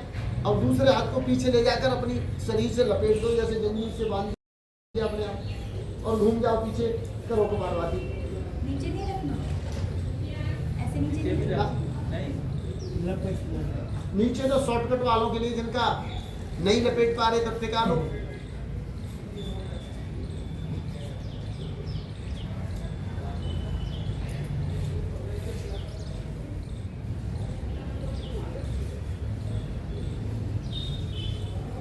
वापस दूसरी तरफ से। इस आसन में कितनी देर बैठना? कम से कम 10 से 15 मिनट। शुरुआत 5 से करें, कम से करें, 5 मिनट करो। शुरुआत कम से करें, फिर धीरे धीरे। 30 मिनट का एक गोल्ड मेडल मेरे पास है इसका। इस आसन में बिना हिले डुले 30 मिनट बैठे रहने का एक गोल्ड मेडल मेरे पास है। अच्छा, दिल्ली के डायबिटीज के लिए और कॉन्स्टिपेशन के लिए बहुत ही उपयोगी है।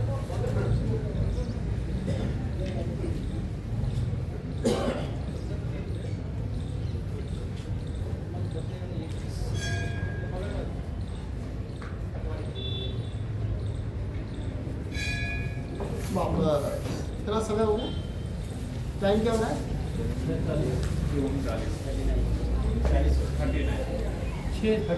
39। तो देखिए, या तो आप कहें मैं आपको कुछ पढ़ा दूँ। वैसे तो मैंने आज आपको 8 के 9 सिस्टम पढ़ा दिए, उनके कार्य बता दिए, उन्हें लाभान्वित करने वाले प्राणायाम और आसन बता दिए। मस्कुलर वाला नहीं बताया, मस्कुलर वाला स्केलेटल और मस्कुलर अलग नहीं होते, कनेक्टेड होते। जो आसन व्यायाम हमारे स्केलेटल पे काम कर रहे हैं वही मस्कुलर पे काम। हम अपनी मांसपेशियों के साथ 3 कार्य करते हैं इन्हें स्वस्थ बनाने के लिए: स्ट्रेच, कॉन्ट्रैक्ट, देन रिलैक्स। खींचना, सिकोड़ना और ढीला छोड़ना, यही इनका व्यायाम है, और कोई क्रिया नहीं। लेकिन जब हमने ये खींचा तो ये सिकुड़ गया, जब ये खींचा तो ये सिकुड़ गया, है ना। जब हमने नीचे लाए तो स्ट्रेच एंड कॉन्ट्रैक्ट, खींचना, सिकोड़ना। और कोई तीसरी क्रिया हो ही नहीं सकती इसके साथ, मांसपेशियों के साथ। और आप कर क्या सकते हो? गेट को फुलाना, सिकोड़ना, फुलाना, सिकोड़ना।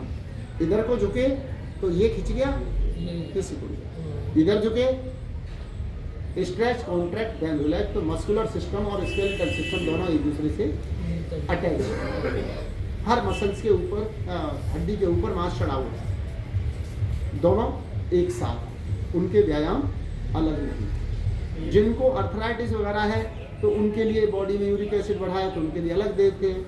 कुछ मस्कुलर पेन होते हैं जिन्हें वायु रोग कहते हैं, तो उनके लिए थोड़ा सा अलग। वमन, विरेचन और स्वेदन। हमारे रोग कितने? वात, पित्त और कफ। कितने प्रकार के रोग हो गए? 3 प्रकार। वात, पित्त और कफ। अब वात के डिसऑर्डर होने से हमारे शरीर में कितने प्रकार के रोग हो जाते हैं? 80 प्रकार। और पित्त के डिसऑर्डर होने से 40 प्रकार, और कफ से 20 प्रकार। तो टोटल रोगों की संख्या कितनी हो गई? 140, है ना। वात, पित्त और कफ। तो वात के 80, पित्त के उसके आधे। ऐसे याद करो, आसानी से हो जाएगा। वात के 80 याद कर लो, पित्त उसके आधे, और कफ के उसके आधे। अच्छा, वात, पित्त और कफ, यही सीक्वेंस है इनका, वात, पित्त और कफ। वात रोग में आएगा, वात, पित्त और कफ। ये आसान हो जाएगा, ये आधा आधा। 80, 40, 20, ठीक है। टोटल रोगों की संख्या, प्रश्न आपको पेपर में ऐसे पूछा जा सकता है। अच्छा, कि वायु के डिसऑर्डर होने पर कितने प्रकार के रोग होते हैं? 80। 80। तो वात, पित्त और कफ, यही सीक्वेंस है। जितने शरीर में रोग होते हैं उन रोगों का कारण क्या है? वात और पित्त की, वात, पित्त, कफ की विषमता, इनका बैलेंस बिगड़ना, कम होना या ज्यादा। तो मूल रोग क्या है? वात, पित्त, कफ। अब इनकी सामान्य रूप से दवाइयां क्या है? वमन, विरेचन और स्वेदन। आप इसको ऐसे लिखिए, बात के लिए पसीना लाने वाली चीजें। पसीना जिससे जितना आएगा, गरम ऑयल, गरम चीजें जिनसे पसीना जितना निकलेगा उतना दर्द में आराम होगा। जिससे ऑयल आते हैं सब रेड ऑयल आते हैं, रेड गरम होता है ना। तो गरम चीज की मसाज करें, योग करें, पसीना बहाएं, तो जितना पसीना निकलेगा उतना वात रोग में कम हो जाएगा, आराम मिलेगा। और दूसरा हुआ पित्त। पित्त के लिए विरेचन।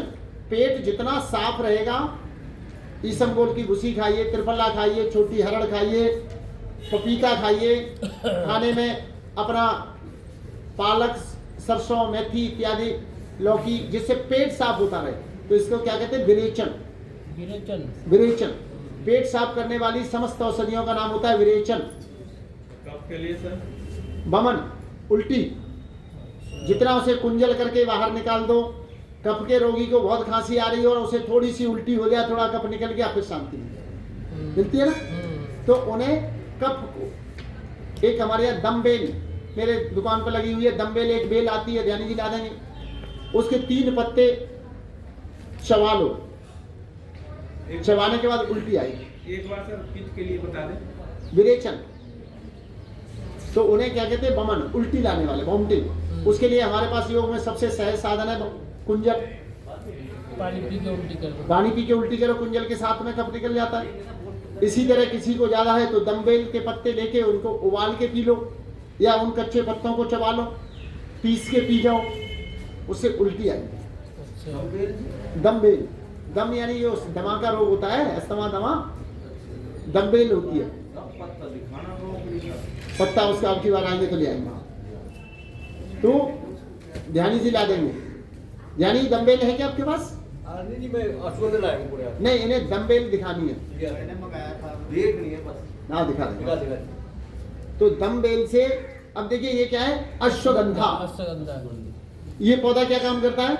शरीर में ताकत लाती है। शरीर में ताकत लाता है।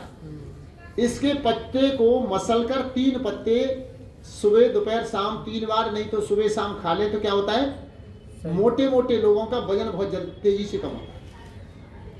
वजन घटाने के लिए इसका पत्ता, थायराइड के रोगियों को इसका पत्ता। लेकिन जो बहुत पतले दुबले, अब हमारे महेंद्र जी जैसे, इनके लिए क्या करना? दूध में डाल के अश्वगंधा 1 चम्मच दिया करो इन्हें। मोटा है ये। अश्वगंधा की जड़ का चूर्ण पिसा हुआ, मोटापा नहीं, ताकत। नॉर्मल वेट, शरीर में एनर्जी, ताकत, चेहरे पर चमक। 1 गिलास दूध में 1 चम्मच अश्वगंधा घोल। खाली जड़ी चाहिए कि उसका जड़ का चूर्ण आता है स्वामी महाराज का, जड़ का पाउडर आता है, जड़ का पाउडर आता है। बहनों को आफ्टर डिलीवरी वीकनेस है, बच्चों को लिए पूरा दूध नहीं निकल रहा, तो उसके लिए आती है सतावर, सतावर का चूर्ण, है ना, ये आयुर्वेद के पार्ट है। तो वात पित्त कफ, इन तीनों का अनबैलेंस रोग और बैलेंस योग।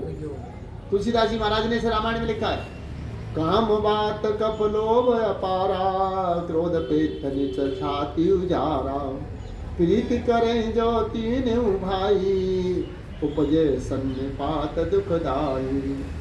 काम वात, जो वासनाओं में लिप्त रहते हैं, वासनाओं का चिंतन करते हैं, वासनाओं का उपयोग करते हैं, उनको क्या होता है? वात रोग।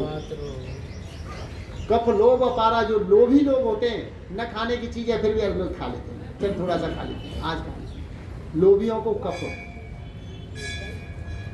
क्रोध पित्त नित्य छाती जारा, और जो तीखे एकदम गुस्सा नाक पर रखा रहता है, उनको क्या होता है?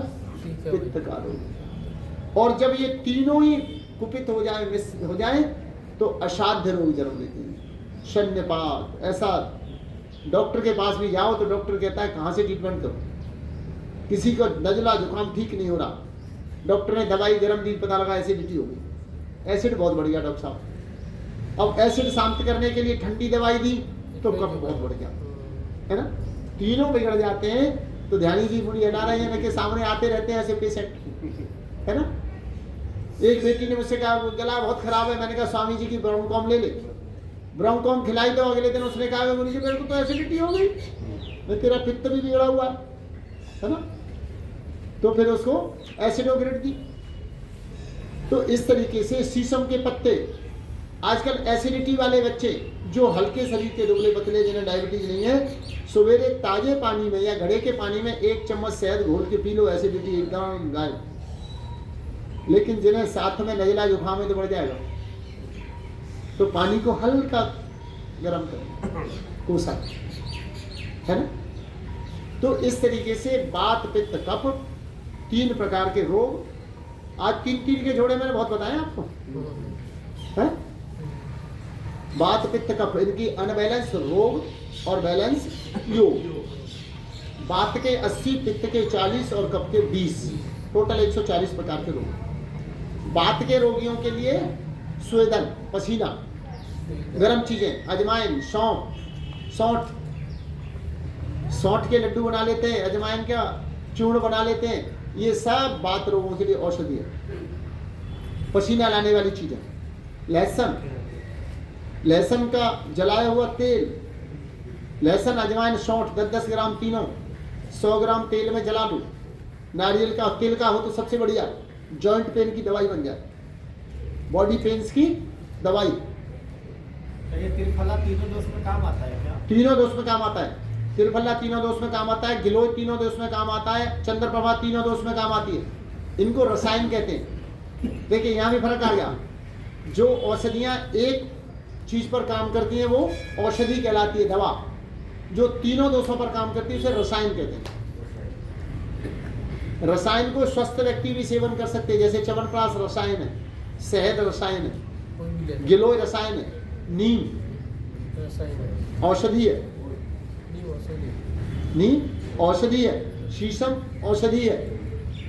ये अलग अलग चीजें हैं। बेल रसायन है, पीपल औषधि है। बेल तीनों में काम आता है क्या? हाँ, बेल सबके लिए है। पेट साफ करके शरीर को एनर्जी बनाता है। आजकल बेल पत्र खाइए, पेट साफ करने के लिए जितने पित्त के रोगी हैं उनके लिए एकदम दवा है। कॉन्स्टिपेशन, पित्त, सबके लिए। चेहरे पर चमक लाता है, पूरा महीना बेल खा लो तो स्वर्ण भस्म होता है, उसमें स्वर्ण धातु पाया जाता है। तो वात, पित्त और कफ। तो स्वेदन, स्वेदन की बात समझ में आ रही है ना? स्टीम लेना, गर्म पानी से स्नान करना, ये सब स्वेदन है। बॉडी की मसाज करो और एक स्टीम बॉक्स में बैठकर स्टीम से पसीना निकाल दो। आप लोगों ने किस किस ने स्टीम बात लिया है? लिया ना? तो उसमें क्या करते हैं, ऐसे ऐसे समझ लीजिए एक लकड़ी का बक्सा, इसमें गर्दन ऊपर है, एक गिलास ताजा पानी पिया और एक तौलिया भिगो के सर पे रखा, और उस बक्से के अंदर कुकर का सीटी निकाल के पाइप लगा के उसके भीतर छोड़ दिया। धीरे धीरे कुकर के नीचे आग जलाओ और उसकी भाप निकल के उस बक्से में जाती है और शरीर से 20 मिनट में पसीना पसीना एकदम पूरे शरीर, रोम रोम से पसीना फूट जाता है। और उसके बाद जाके ताजे पानी से स्नान कर लो, शरीर में ऐसे ताजगी आती है, आनंद आ जाता है। और इन जोड़ों के दर्द में, मस्कुलर पेन में रामबाण तमाम शरीर के गंदगी निकाल देता है। ये क्या है? स्वेदन। किसके लिए? वात रोग। वात के 80 प्रकार के रोगों पर ये स्वेदन काम करता है। वमन, विरेच, और फिर उसके बाद विरेचन, त्रिफला, छोटी हरण, पपीता, स्वामी जी का पुनर्नवा मंडूर की गोली आती है, कायाकल्प की गोली आती है। इनको सेवन करें। जिनको बहुत पुराना कॉन्स्टिपेशन है वो शुद्धि चूर्ण रात को सप्ताह में एक बार ले लें, एकदम संग प्रक्षालन हो जाता है, पेट साफ। पपीता औषधि है या रसायन? पपीता रसायन है, सब खा सकते हैं। डायबिटीज वालों को थोड़ी कम मात्रा में, है ना? तो पपीता तो हमारे भोजन का पार्ट है, फल है। तो इस तरीके से आपको, यानी पित्त के रोगियों को जो पेट साफ करने वाली औषधियाँ, छाछ, पित्त के रोगियों के लिए जो पेट में गर्मी आंतों में बढ़ जाती है तो छाछ बनाएं, उसमें थोड़ा जीरा और काला नमक डाल के उसको लें तो आंतों की गर्मी को ठीक कर देता है। लेकिन छाछ को, यहाँ भी 3 चीजें, प्रातः पानी, दोपहर में छाछ, रात्रि को दूध, अमृत के तुल्य होता है। प्रातः पानी, प्रातः दही दिया जाता है हाई बीपी वालों को और जिनका कोलेस्ट्रॉल बढ़ा हुआ है। प्रातःकाल नाश्ते में 1 कटोरी दही ले लें, कोलेस्ट्रॉल नॉर्मल हो जाता है ना? बीपी नॉर्मल आने लगता है। लेकिन प्रातःकाल बिस्तर से उठते ही सबसे पहले क्या है? जलपान। हम प्रातः के भोजन को भी हमारे यहाँ क्या करते थे? आप जलपान करेंगे? ये ब्रेड पान नहीं था। भाई हमारे घर में आज भी कोई गेस्ट आता है तो हम उससे क्या पूछते हैं? आप जलपान करेंगे? अब ये चाय पानी, अंग्रेजों ने चाय जोड़ दी इसमें। हमारे यहाँ का सही भोजन उसका क्या है? सवेरे के नाश्ते का नाम जलपान, दोपहर में भोजन, रात्रि का भोजन। तो दोपहर में प्रातःकाल पानी और दोपहर में छाछ और रात्रि को दूध। रात्रि के भोजन के पश्चात दूध, ये अमृत के तुल्य। यानी दिन में आप पानी पियोगे तो पानी, लेकिन प्रातः पियोगे तो अमृत। छाछ रात को पियोगे तो रोग बढ़ाएगा, कफ के रोगियों के लिए तो नुकसानदायक है। खट्टा हुआ तो पित्त बढ़ाएगा। और दोपहर में ताजा छाछ पिएंगे तो रोगनाशक। ठीक है ना? तो वात, पित्त, कफ, इन 3 के कारण होते हैं रोग। और इन तीनों को सम रखने का साधन क्या है? वमन, विरेचन, स्वेदन। देखो 3 चीज के जोड़े बता रहा हूं ना आपको। कफ में वॉमिटिंग, वमन, तो उसके लिए क्या करना? कुंजल, जन्नेती। डम्बेल को उसका काढ़ा बना कर ले लो, पत्ते चबा लो, उससे उल्टी आती है, वॉमिटिंग आती है और कफ बाहर हो जाता है। ठीक है ना। वमन, विरेचन और स्वेदन, ये इनसे बचने के मार्ग। पूरे आयुर्वेद को इन 3 सूत्रों पर पढ़ाया जा सकता है। इन तीनों की पेपर में एक सवाल पूछा जाता है, मैंने अभी पूछा था, आदि, व्याधि, उपाधि और समाधि। आदि, व्याधि और उपाधि। समाधि तो बहुत तीसरा चरण, चौथा हो जाता है। हमारे जीवन में 3 समस्याएं, आदि, व्याधि और उपाधि। ये क्या होता है? आदि वो है जो हमारे पास नहीं है, उसकी वजह से तनाव होना। थोड़े पैसे होते तो अच्छा वाला खाते पीते, खूब बढ़िया बढ़िया खाते, है ना। लेकिन थोड़ा पैसे आ गए, थोड़ा ज़्यादा खाया तो उपाधि हो गई। ज़्यादा खाने से शुगर बढ़ गया, मीठा खाने से, घी खाने से कोलेस्ट्रॉल बढ़ गया, तो क्या होगा? जो है उससे रोग। आदि जो नहीं है वो समस्या, उपाधि जो है उससे समस्या। बेटा तो बहुत अच्छा है पर बहुत दूर नौकरी करता है, घर पर नहीं रहता। माँ परेशान है, काहे के लिए? बिटिया की चिंता हो रही है, बिटिया कहाँ हॉस्टल में पढ़ रही है। अब बताओ, पढ़ना अच्छी बात है बुरी बात है? आपने भेजी है फिर भी मम्मी रो रही है, बेटी दूर होगी, आज त्योहार के दिन नहीं है, आज नवरात्रि पर नहीं है ना। तो ये क्या है? उपाधि। और अब इसमें बीच में क्या है? आदि, व्याधि क्या है? वात पित्त कफ की विषमता को व्याधि बोलते। व्याधि में ये सारे रोग आ गए, आदि, व्याधि, उपाधि। और इनका तीसरा चरण है समाधि। जो समाधि में चला गया बस उसका तो आनंद ही आया। ठीक है ना। आदि, व्याधि, उपाधि और समाधि। ठीक है। तो वात, पित्त और कफ, इनके लिए 3 प्रकार के, इनके 140 प्रकार के रोग। प्रातः काल का समय किसका है? निष्कासन का।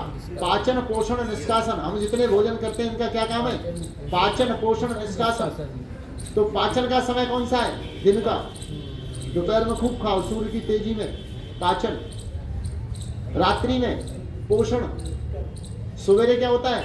निष्कासन, है ना। तो सवेरे उठते ही बैठ टी ले लें, क्या होगा? निष्कासन के समय पर पेट को पाचन करना पड़ेगा जबरदस्ती। क्या करना है उस समय? तो पानी, जलपान करना है ना। लिक्विड पीना है जिससे वो निकले। सवेरे निष्कासन, रात्रि में पाचन, और दिन में पाचन, रात्रि में पोषण। इनके तीनों के काल हो गए। अब फिर इसी तरह वात, पित्त, कफ, इनके भी 4-4 घंटे। सवेरे का समय 4 बजे से 8 बजे तक, यानी ये 24 घंटे, 8 घंटे। सवेरे यानी ये समझ लीजिए 12 से 8। ये किसका प्रधानता है? वात। पित्त 12 से 8 शाम के, और कफ जो शाम का समय है वो कफ का। आपने देखा होगा कफ के, अस्थमा, दमा, सांस के रोगी शाम के टाइम बहुत परेशान होते हैं ना। वात, पित्त और कफ। और सुबह का जो समय है वो, सवेरे का समय है वात का 8 बजे तक, 12 से 8। अब 8 बजे से 4 बजे तक पित्त, और 4 से 12 कफ। कफ के रोगी हमेशा आपने देखा होगा ना सवेरे की ओर में सोते हैं, दोपहर के, रात्रि की बात। तो इनका अपना समय है वात, पित्त और कफ। 12 बजे से 8 बजे तक वात, और 12 बजे से 4 बजे तक 8 घंटे हो गए। यानी 8 बजे से पित्त, पित्त, हमेशा पित्त के रोगियों को देखना दोपहर के भोजन के बाद एसिडिटी उन्हें परेशान करती है। 3-4 बजे तो वो दुखी हो जाते हैं। वात, पित्त और कफ, कफ के रोगी शाम को, ठीक है। अब इसी तरह से इनमें हमारे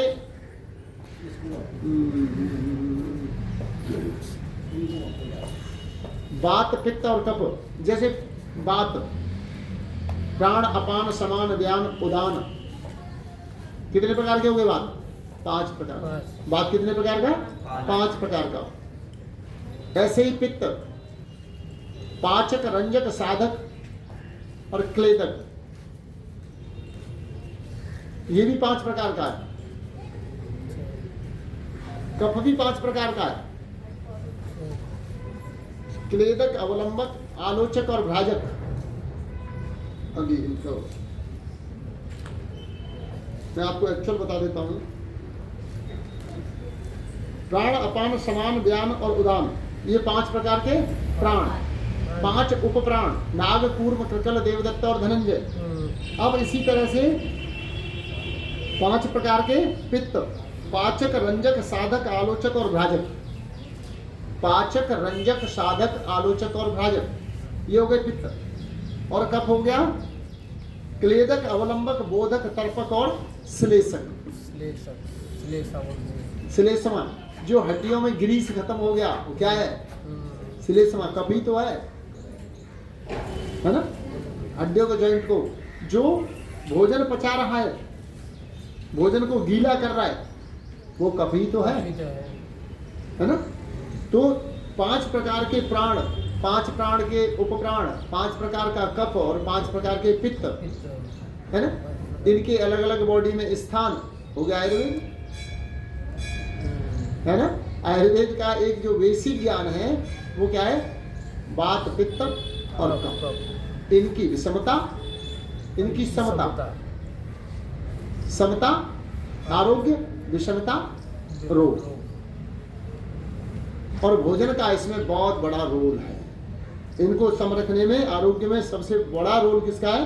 भोजन और व्यायाम। व्यायाम हमने पिछली बार बताया था, मुझे लगता है समय हो गया होगा। समय हो गया है तो समय की मर्यादा, अब क्या करें, बहुत सोच के आते हैं ये बताएंगे, पर जहाँ से शुरू हो जाए वहीं समय निकल जाता है। पथरी जो रोग होता है वो किसमें, पित्त में आता है या क्या चीज? पथरी कहाँ पे? पथरी वैसे तो पित्त का नहीं कह सकते, उसे पानी की कमी है। पथरी का रोग अपने आप में कोई रोग नहीं है, वो पानी की कमी है। पानी नहीं पीते, कम मात्रा में पीते हैं तो जो गंदगी है वो किडनी में स्टोर हो जाती है। प्रातः काल जो उठकर जलपान करते हैं उन्हें कभी पथरी हो ही नहीं सकती। डाइजेस्टिव सिस्टम का रोग है।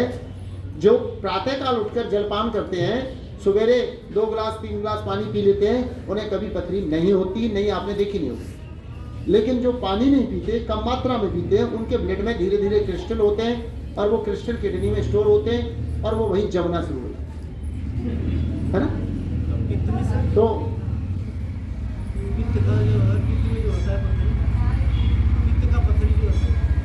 पित्त की पथरी का भी कारण वही है, पानी की कमी।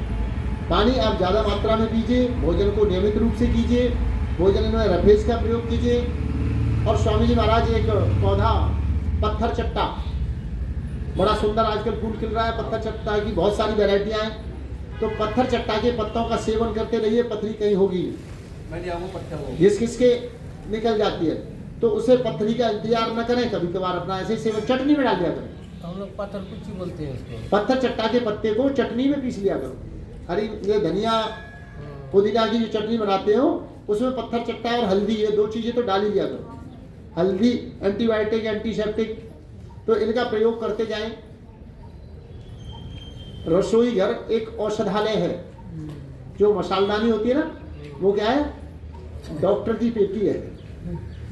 उसको यदि यूज करना आता हो तो चलिए, समय समाप्त हो रहा है, समय से आगे नहीं जाएंगे, कुछ लोगों को काम होता है। लंबे गहरे श्वास के साथ ओम का उच्चारण। ओम शांति अंतर परिच्छेदं शान्ति पृथिवी शान्तिराप शान्तिरौषधय शान्तिः वनस्पतयो शान्ति विश्वे देवा शान्ति ब्रह्म शान्ति सर्वगं शान्ति शान्तिरेव शान्ति सामा शान्तिरेधि ओम शांति शांति शांति ओम। सभी को प्रणाम। ओम हथेलियों की मालिश करें और फेस को। जिनको ये क्लास दोबारा सुननी हो, श्याम गुप्ता योगाचार्य के नाम से मेरा यूट्यूब चैनल है। मैंने पूरी क्लास रिकॉर्ड कर ली है और इसको चैनल पर डाल देंगे। चैनल को एक बार सब्सक्राइब तो सब कर ही दीजिए, उसमें तो कुछ लगता नहीं किसी का, है ना। अच्छा लगे तो देखिए, है ना, और अच्छा लगे तो लाइक वगैरह करिए, नहीं तो श्याम गुप्ता योगाचार्य।